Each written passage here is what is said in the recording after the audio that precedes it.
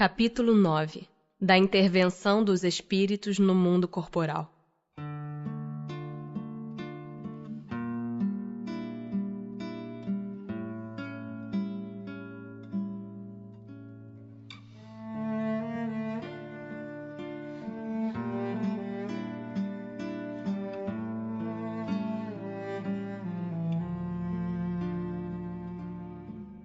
Faculdade que tem os espíritos de penetrar os nossos pensamentos.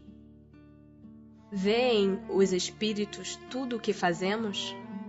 Podem ver, pois que constantemente vos rodeiam. Cada um, porém, só vê aquilo a que dá atenção. Não se ocupam com o que lhes é indiferente.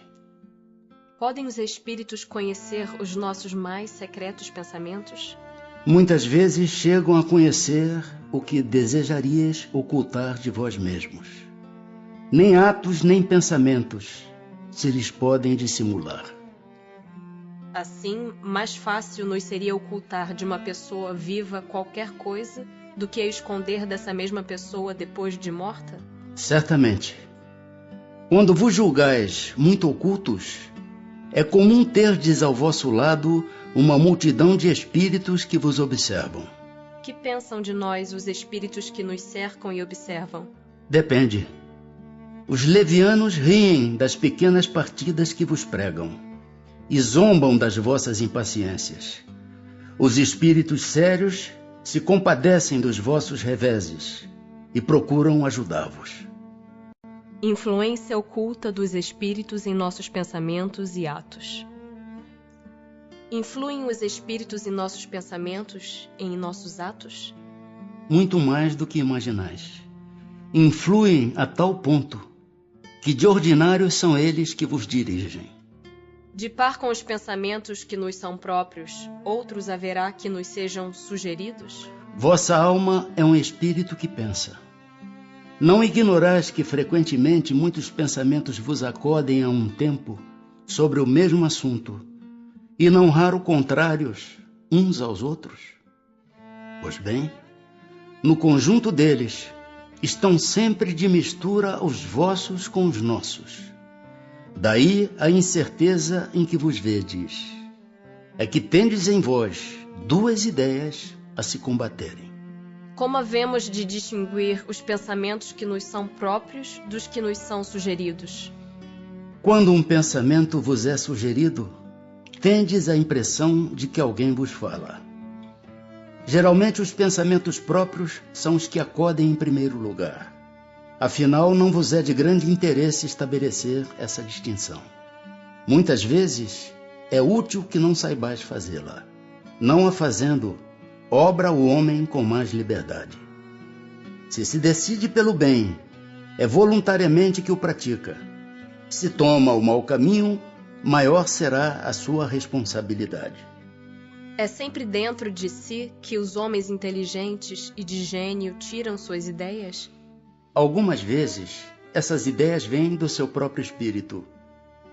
Porém, de outras muitas, lhes são sugeridas por espíritos que os julgam capazes de compreendê-las e dignos de vulgarizá-las. Quando tais homens não as acham em si mesmos, apelam para a inspiração. Fazem assim, sem o suspeitarem, uma verdadeira evocação. Diz-se comumente ser sempre bom o primeiro impulso. É exato? Pode ser bom ou mau, conforme a natureza do espírito encarnado. É sempre bom naquele que atende às boas inspirações. Como distinguirmos se um pensamento sugerido procede de um bom espírito ou de um espírito mau? Estudai o caso. Os bons espíritos só para o bem aconselham. Compete-vos discernir. Com que fim os espíritos imperfeitos nos induzem ao mal? Para que sofrais como eles sofrem. E isso lhes diminui os sofrimentos? Não, mas fazem-no por inveja, por não poderem suportar que haja seres felizes. De que natureza é o sofrimento que procuram infligir aos outros? Os que resultam de ser de ordem inferior à criatura e de estar afastada de Deus. Por que permite Deus que espíritos nos excitem ao mal? Os espíritos imperfeitos são instrumentos próprios a pôr em prova a fé e a constância dos homens na prática do bem. Como espírito que és, tens que progredir na ciência do infinito. Daí o passares pelas provas do mal, para chegares ao bem. A nossa missão consiste em vos colocar no bom caminho, desde que sobre vós atuem influências más, é que vós as atraís, desejando o mal. Porquanto os espíritos inferiores correm a vos auxiliar no mal, logo que desejes praticá-lo. Só quando queiras o mal, podem eles ajudar-vos para a prática do mal. Se fores propenso ao assassínio, terás em torno de vós uma nuvem de espíritos a te alimentarem no íntimo esse pendor. Mas outros também te cercarão, esforçando-se por te influenciarem para o bem, o que restabelece o equilíbrio da balança e te deixa senhor de vossos atos. Pode o homem eximir-se da influência dos espíritos que procuram arrastá-lo ao mal? Pode, visto que tais espíritos só se apegam aos que, pelos seus desejos, os chamam, ou aos que, pelos seus pensamentos, os atraem. Renunciam às suas tentativas os espíritos cuja influência a vontade do homem repele? Que querias que fizessem? Quando nada conseguem, abandonam o campo. Entretanto, ficam à espreita de um momento propício, como o gato que tocaia o rato. Por que meio podemos neutralizar a influência dos maus espíritos? Praticando o bem e pondo em Deus toda a vossa confiança, repelireis a influência dos espíritos inferiores e aniquilareis o império que desejem ter sobre vós. Guardai-vos de atender às sugestões dos espíritos que vos suscitam maus pensamentos, que sopram a discórdia entre vós outros e que vos insuflam as paixões más. Desconfiai especialmente dos que vos exaltam o orgulho, pois que esses vos assaltam pelo lado fraco. Essa a razão por que Jesus, na oração dominical, vos ensinou a dizer: Senhor, não nos deixeis cair em tentação, mas livra-nos do mal. Os espíritos que ao mal procuram induzir-nos e que põem assim em prova a nossa firmeza no bem, procedem desse modo cumprindo missão? E se assim é, cabe-lhes alguma responsabilidade? A nenhum espírito é dada a missão de praticar o mal. Aquele que o faz por conta própria, sujeitando-se, portanto, às consequências. Pode Deus permitir-vos que assim proceda, para vos experimentar. Nunca, porém, vos determina tal procedimento. Compete-vos, pois, repeli-lo. Quando experimentamos uma sensação de angústia, de ansiedade indefinível ou de íntima satisfação, sem que lhe conheçamos a causa, devemos atribuí-la unicamente a uma disposição física? É quase sempre efeito das comunicações em que, inconscientemente, entrais com os espíritos ou da que com eles tivestes durante o sono. Os espíritos que procuram atrair-nos para o mal se limitam a aproveitar as circunstâncias em que nos achamos ou podem também criá-las?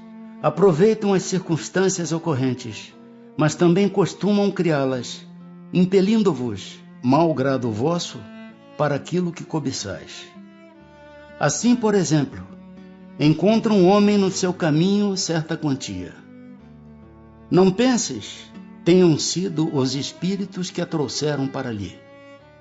Mas eles podem inspirar ao homem a ideia de tomar aquela direção e sugerir-lhe depois a de se apoderar da importância achada, enquanto outros lhe sugerem a de restituir o dinheiro ao seu legítimo dono. O mesmo se dá com relação a todas as demais tentações. Possessos. Pode um espírito tomar temporariamente o invólucro corporal de uma pessoa viva? Isto é, introduzir-se num corpo animado e obrar em lugar do outro que se acha encarnado neste corpo? O espírito não entra em um corpo como entras numa casa. Identifica-se com um espírito encarnado, cujos defeitos e qualidades sejam os mesmos que os seus, a fim de obrar conjuntamente com ele. Mas o encarnado é sempre quem atua, conforme quer, sobre a matéria de que se acha revestido. Um espírito não pode substituir-se ao que está encarnado. Por isso que este terá que permanecer ligado ao seu corpo, até ao termo fixado para sua existência material.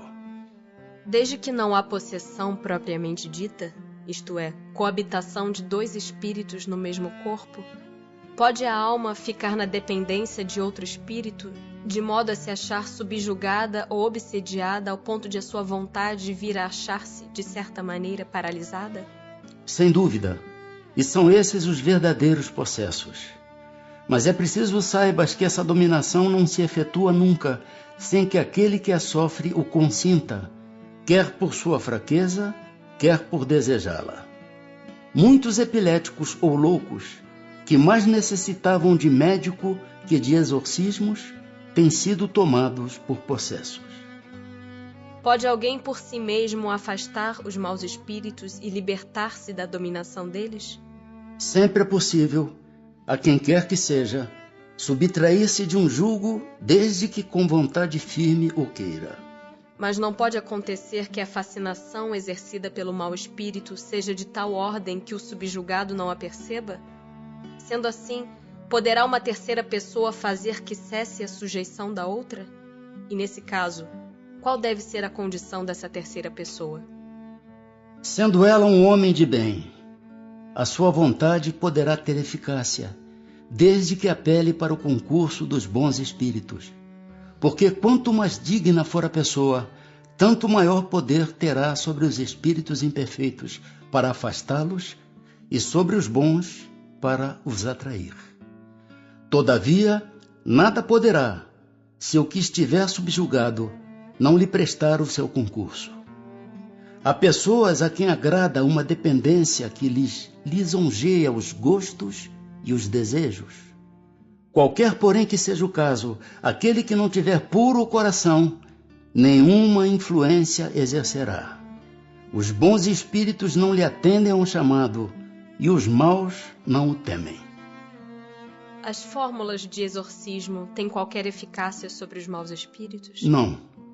Estes últimos riem e se obstinam quando veem alguém tomar isso a sério. Pessoas há, animadas de boas intenções e que, nada obstante, não deixam de ser obsediadas. Qual então o melhor meio de nos livrarmos dos espíritos obsessores? Cansar-lhes a paciência. Nenhum valor lhes dar as sugestões. Mostrar-lhes que perdem o tempo.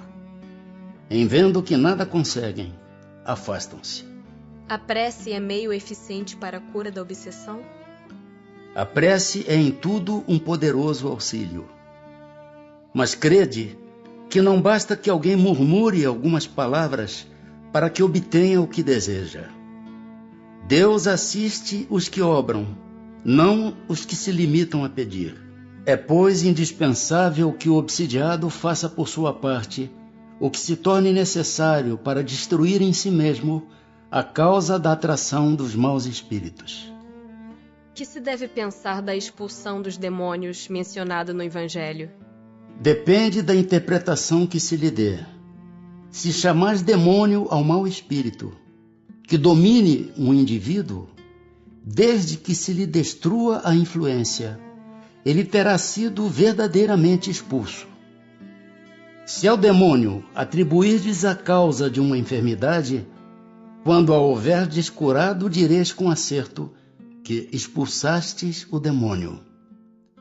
Uma coisa pode ser verdadeira ou falsa, conforme o sentido que empresteis às palavras. As maiores verdades estão sujeitas a parecer absurdos, uma vez que se atenda apenas à forma ou que se considere como realidade a alegoria.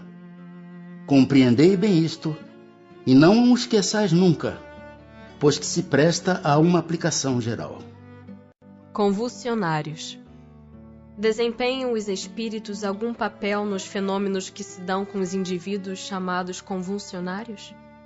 Sim, e muito importante, bem como o magnetismo, que é a causa originária de tais fenômenos. O charlatanismo, porém, os tem a miúde explorado e exagerado, de sorte ao lançá-los ao ridículo.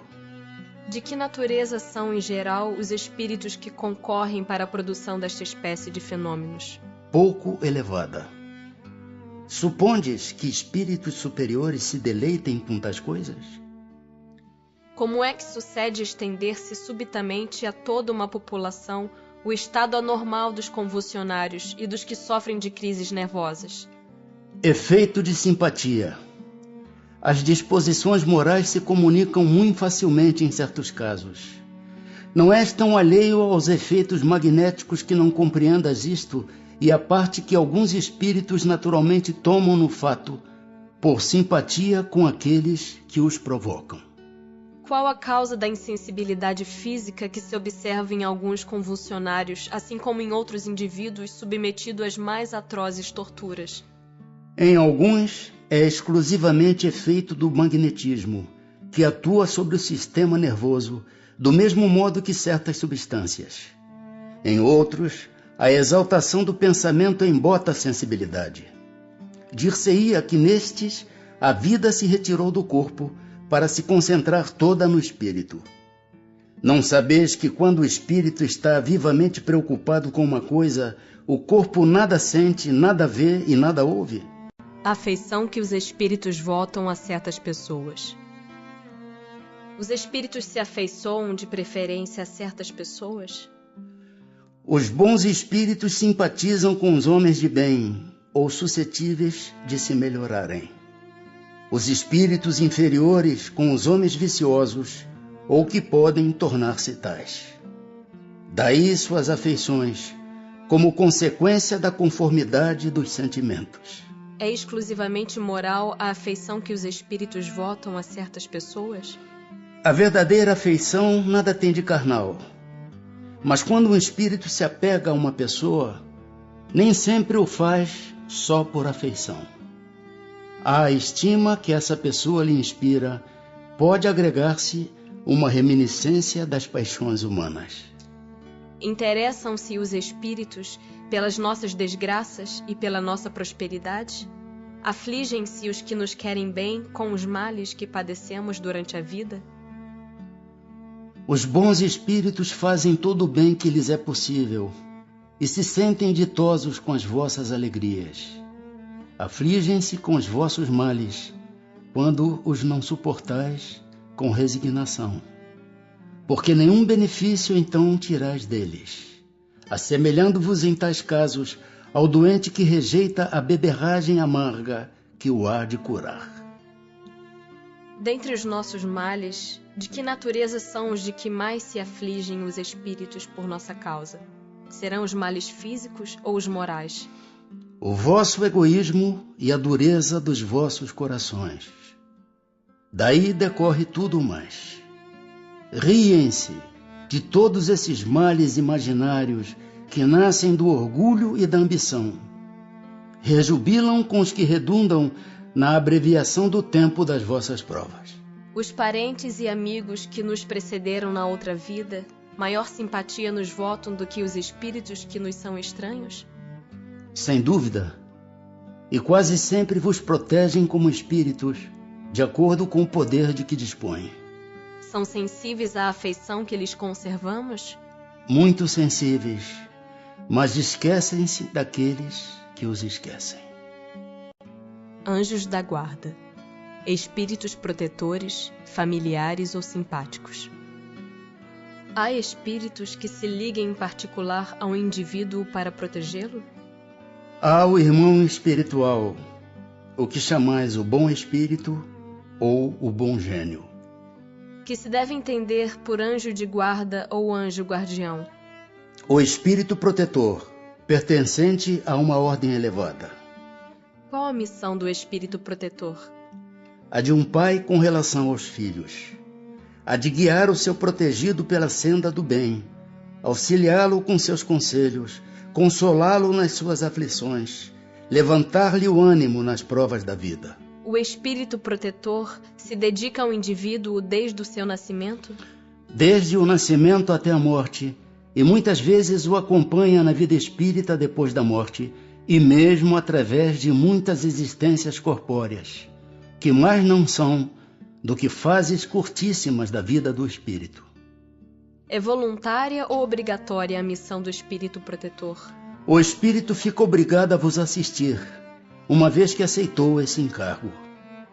Cabe-lhe, porém, o direito de escolher seres que lhe sejam simpáticos. Para alguns, é um prazer. Para outros, missão ou dever. Renuncia o espírito a proteger outros indivíduos? Não, mas protege-os menos exclusivamente. O espírito protetor fica fatalmente preso à criatura confiada à sua guarda? Frequentemente sucede que alguns espíritos deixam suas posições de protetores para desempenhar diversas missões, mas nesse caso, outros os substituem. Poderá dar-se que o espírito protetor abandone o seu protegido por se lhe mostrar este rebelde aos conselhos? Afasta-se quando vê que seus conselhos são inúteis e que mais forte é no seu protegido a decisão de submeter-se à influência dos espíritos inferiores. Mas não o abandona completamente e sempre se faz ouvir. É então o homem quem tapa os ouvidos. O protetor volta, desde que este o chame. Instruções dos Espíritos. São Luís, Santo Agostinho. É uma doutrina esta dos anjos guardiães, que pelo seu encanto e doçura deverá converter os mais incrédulos. Não vos parece grandemente consoladora a ideia de terdes sempre junto de vós seres que vos são superiores, prontos sempre a vos aconselhar e amparar, a vos ajudar na ascensão da abrupta montanha do bem, mais sinceros e dedicados amigos do que todos os que mais intimamente se vos liguem na terra? Eles se acham ao vosso lado por ordem de Deus. Foi Deus quem aí os colocou, e aí permanecendo por amor de Deus, desempenham bela, porém penosa missão. Sim, onde quer que estejais, estarão convosco. Nem nos cárceres, nem nos hospitais, nem nos lugares de devassidão, nem na solidão, estáis separados desses amigos a quem não podeis ver, mas cujo brando influxo vossa alma sente, ao mesmo tempo que lhes ouve os ponderados conselhos. Ah, se conhecesses bem esta verdade, quanto vos ajudaria nos momentos de crise, quanto vos livraria dos maus espíritos. Mas, ó, quantas vezes no dia solene não se verá esse anjo constrangido a vos observar? Não te aconselhei isto? Entretanto não o fizeste. Não te mostrei o abismo? Contudo nele te precipitaste. Não fiz ecoar na tua consciência a voz da verdade. Preferiste, no entanto, seguir os conselhos da mentira. Ó, interrogai os vossos anjos guardiães. Estabelecei entre eles e vós essa terna intimidade que reina entre os melhores amigos. Não penseis em lhes ocultar nada, pois que eles têm o olhar de Deus e não podeis enganá-los.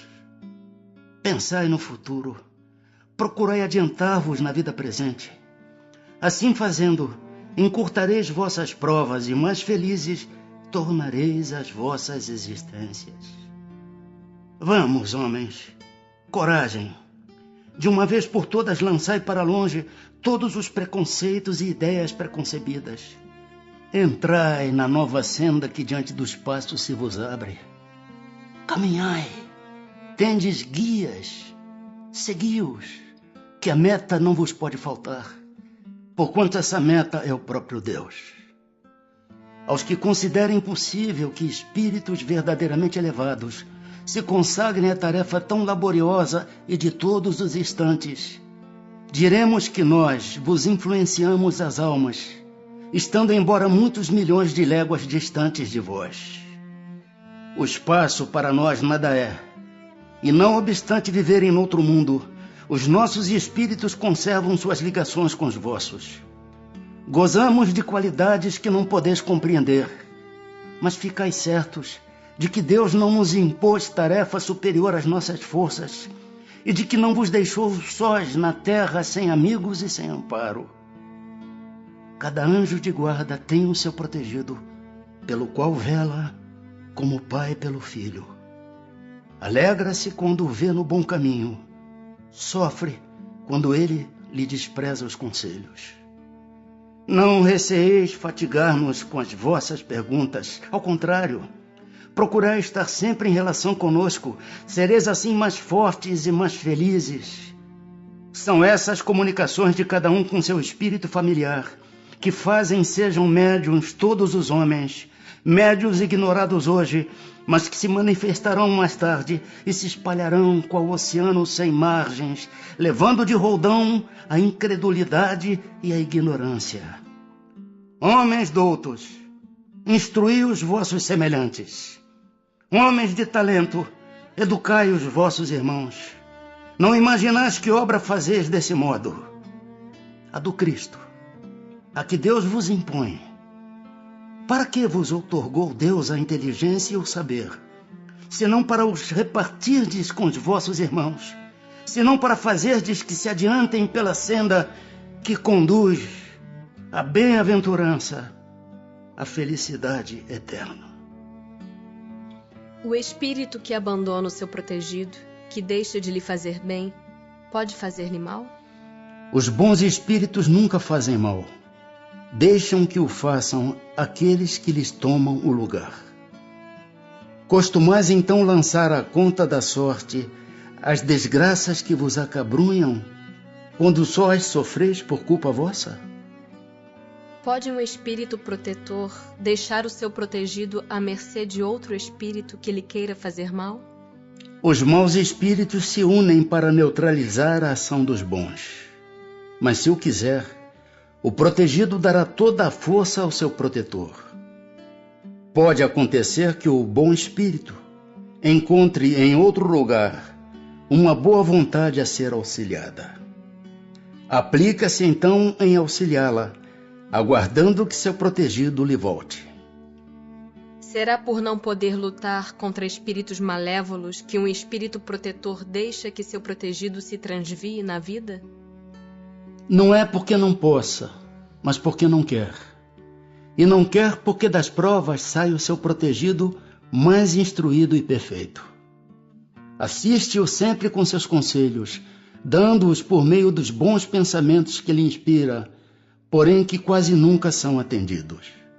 A fraqueza, o descuido ou o orgulho do homem são exclusivamente o que empresta força aos maus espíritos, cujo poder todo advém do fato de não lhes opordes resistência. O espírito protetor está constantemente com o seu protegido? Não haverá alguma circunstância em que, sem abandoná-lo, ele o perca de vista? Há circunstâncias em que não é necessário esteja o espírito protetor junto do seu protegido. Momentos haverá em que o espírito deixe de precisar de então por diante do seu protetor? Sim, quando ele atinge o ponto de poder guiar-se a si mesmo, como sucede ao estudante para qual um momento chega em que não mais precisa do mestre. Isso, porém, não se dá na terra. Por que oculta a ação dos espíritos sobre a nossa existência? E por que, quando nos protegem, não o fazem de modo ostensivo? Se vos fosse dado contar sempre com a ação deles, não trabalharias por vós mesmos, e o vosso espírito não progrediria. Para que este possa adiantar-se, precisa de experiência, adquirindo-a frequentemente à sua custa. É necessário que exercite suas forças, sem o que seria como a criança, a quem não consentem que ande sozinha. A ação dos espíritos que vos querem bem é sempre regulada de maneira que não vos tolha o livre arbítrio, porquanto Se não tivesses responsabilidade, não avançarias na senda que vos há de conduzir a Deus. Não vendo quem o ampara, o homem se confia às suas próprias forças. Sobre ele, entretanto, vela o seu guia, e de tempos a tempos lhe brada, advertindo-o do perigo. O espírito protetor, que consegue trazer ao bom caminho o seu protegido, lucra algum bem para si? Constitui isso um mérito que lhe é levado em conta, seja para seu progresso, seja para sua felicidade. Sente-se ditoso quando vê bem-sucedidos os seus esforços, o que representa para ele um triunfo, como o triunfo é para um preceptor, os bons êxitos do seu educando. É responsável pelo mau resultado de seus esforços? Não, pois que fez o que de si dependia. Sofre o espírito protetor quando vê que seu protegido segue mau caminho, não obstante os avisos que dele recebe? Não há aí uma causa de turbação da sua felicidade? Magoam-no os erros do seu protegido, a quem lastima. Tal aflição, porém, não tem analogia com as angústias da paternidade terrena, porque ele sabe que há remédio para o mal, e que o que não se faz hoje, amanhã se fará. Poderemos sempre saber o nome do espírito nosso protetor, ou anjo de guarda? Dai-lhe o nome que quiserdes, o de espírito superior que vos inspire simpatia ou veneração. O vosso protetor acudirá ao apelo que com esse nome lhe dirigirdes, visto que todos os bons espíritos são irmãos e se assistem mutuamente. Os protetores que dão nomes conhecidos sempre são realmente os espíritos das personalidades que tiveram esses nomes? Não. Muitas vezes, os que dão são espíritos simpáticos, aos que de tais nomes usaram na terra, e amando destes, respondem ao vosso chamamento. Fazeis questão de nomes. Eles tomam um que vos inspire confiança. Quando não podeis desempenhar pessoalmente determinada missão, não costumais mandar que outro, por quem respondeis como por vós mesmos, obre em vosso nome? Na vida espírita, reconheceremos o espírito nosso protetor? De certo, pois não é raro que o tenhas conhecido antes de encarnardes. Pertencem todos os espíritos protetores à classe dos espíritos elevados? Podem contar-se entre os de classe média? Um pai, por exemplo, pode tornar-se o espírito protetor de seu filho? Pode, mas a proteção pressupõe certo grau de elevação e um poder ou uma virtude a mais, concedidos por Deus. O pai que protege seu filho também pode ser assistido por um espírito mais elevado. Os espíritos que se achavam em boas condições ao deixarem a terra sempre podem proteger os que lhes são caros e que lhes sobrevivem? Mais ou menos restrito é o poder de que desfrutam. A situação em que se encontram nem sempre lhes permite inteira liberdade de ação. Quando em estado de selvageria ou de inferioridade moral, têm os homens igualmente seus espíritos protetores? E assim sendo, esses espíritos são de ordem tão elevada quanto a dos espíritos protetores de homens muito adiantados? Todo homem tem um espírito que por ele vela, mas as missões são relativas ao fim que visam. Não dás a uma criança que está aprendendo a ler um professor de filosofia? O progresso do espírito familiar guarda a relação com o do espírito protegido. Tendo um espírito que vela por vós, podeis tornar-vos a vosso turno o protetor de outro que vos seja inferior, e os progressos que este realize com o auxílio que lhe dispensardes contribuirão para o vosso adiantamento. Deus não exige do espírito mais do que comportem a sua natureza e o grau de elevação a que já chegou. Quando o pai que vela pelo filho reencarna, continua a velar por ele? Isso é mais difícil. Contudo, de certo modo o faz, pedindo num instante de despreendimento a um espírito simpático que o assista nessa missão. Demais, Os espíritos só aceitam missões que possam desempenhar até o fim. Encarnado mormente em mundo onde a existência é material, o espírito se acha muito sujeito ao corpo para poder dedicar-se inteiramente a outro espírito, isto é, para poder assisti-lo pessoalmente. Tanto assim que os que ainda não se elevaram bastante são também assistidos por outros que lhes estão acima, de tal sorte que se por qualquer motivo um vem a faltar, outro lhe supre a falta. A cada indivíduo achar-se-á ligado além do espírito protetor, um mau espírito, com o fim de impeli-lo ao erro e de lhe proporcionar ocasiões de lutar entre o bem e o mal? Ligado não é o termo. É certo que os maus espíritos procuram desviar do bom caminho o homem, quando se lhes depara a ocasião. Sempre, porém, que um deles se liga a um indivíduo, o faz por si mesmo, porque conta ser atendido. Há então luta entre o bom e o mal, vencendo aquele por quem o homem se deixe influenciar. Podemos ter muitos espíritos protetores? Todo homem conta sempre espíritos mais ou menos elevados que com ele simpatizam, que lhe dedicam afeto e por ele se interessam, como também tem junto de si outros que o assistem no mal. Os espíritos que conosco simpatizam atuam em cumprimento de missão? Não raro desempenham missão temporária, porém as mais das vezes são apenas atraídos pela identidade de pensamentos e sentimentos, assim para o bem como para o mal. Parece lícito deduzir-se daí que os espíritos a quem somos simpáticos podem ser bons ou maus, não? Sim, qualquer que seja o seu caráter, o homem sempre encontra espíritos que com ele simpatizem.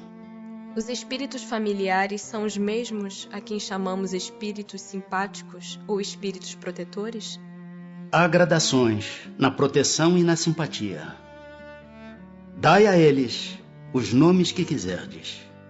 O espírito familiar é antes o amigo da casa.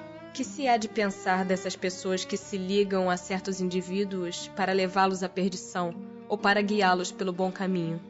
Efetivamente, certas pessoas exercem sobre outras uma espécie de fascinação que parece irresistível.